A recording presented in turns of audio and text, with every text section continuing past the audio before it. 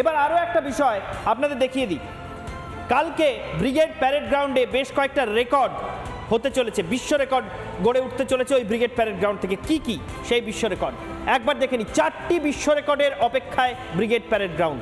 লক্ষাধিক কণ্ঠে গীতাপাঠ, লক্ষাধিক কণ্ঠে একসঙ্গে গীতাপাঠ পৃথিবীতে এই প্রথম কোথাও হচ্ছে।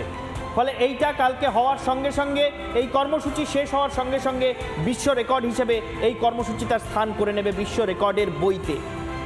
একসঙ্গে 20,000 শঙ্খধ্বনি, ভক্তরা যারা আসছেন অনেকেই শঙ্খ নিয়ে আসছেন এবং একসঙ্গে 20,000 মানুষ শঙ্খধ্বনি করবেন ওই গড়ের মাঠে দাঁড়িয়ে।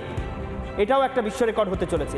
আরও একটি বিশ্ব রেকর্ড কি, কয়েক হাজার কণ্ঠে নজরুল গীতি, যারা গান গাইতে পারেন, যারা এই অনুষ্ঠানের জন্য সুনির্দিষ্ট একটি গান গাওয়ার প্রস্তুতি নিয়েছেন, তাদের সবাইকে, কয়েক হাজার মানুষকে একসঙ্গে সমবেত করে ওখানে একটি নজরুল গীতি পরিবেশিত হবে।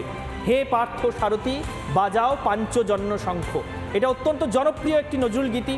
এবং যেহেতু কাজী নজরুল ইসলামের নিজের বাংলায় এই এত বড় অনুষ্ঠান হচ্ছে এবং পার্থ সারথি অর্থাৎ ভগবান শ্রীকৃষ্ণের বাণী যে গীতা, সেই গীতা পাঠের অনুষ্ঠান হচ্ছে, তাই নজরুলের লেখা হে পার্থ সারথি গান কয়েক হাজার মানুষ একসঙ্গে গাইবেন, যেটাও বিশ্ব রেকর্ড হতে চলেছে। আরও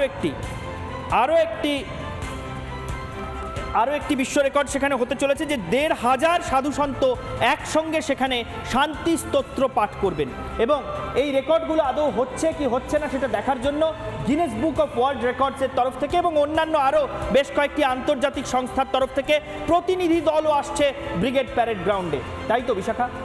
একদমই তাই ঈশান। এবং যে কথা নিয়ে আমরা বলছিলাম, আমরা জানি যে গীতা, শ্রীমদ্ ভগবদ্ গীতা, তা যখন শ্রীকৃষ্ণকে দিশা দেখিয়েছিল, যখন শ্রীকৃষ্ণ দিশা দেখিয়েছিলেন অর্জুনকে, মহাবীর অর্জুনকে, সেই গীতা শ্লোক আজও সমাজকে সঠিক দিশা দেখায়। এবারও তারই প্রতীক্ষা করছি আমরা প্রত্যেকেই।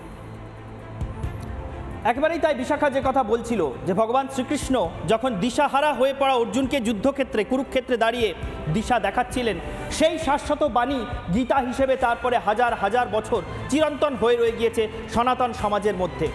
কালকে ব্রিগেডে যখন বিশ্ব রেকর্ডের আকার নিয়ে সেই গীতার সারাংশ, সেই গীতার বাণী, সেই চিরন্তন শাশ্বত বাণী উচ্চারিত হবে, তখন সেই চিরন্তন বাণী কানে আসার পর আমরা সঠিক পথ দেখতে পাই কিনা, যে অবক্ষয়ের কথা বিশাখা বলছিল, সেই অবক্ষয় এড়িয়ে আবার আমরা সেই চিরন্তন শাশ্বত বাণীর দিকে ফিরতে পারি কিনা, সেদিকেই সকলের নজর থাকবে।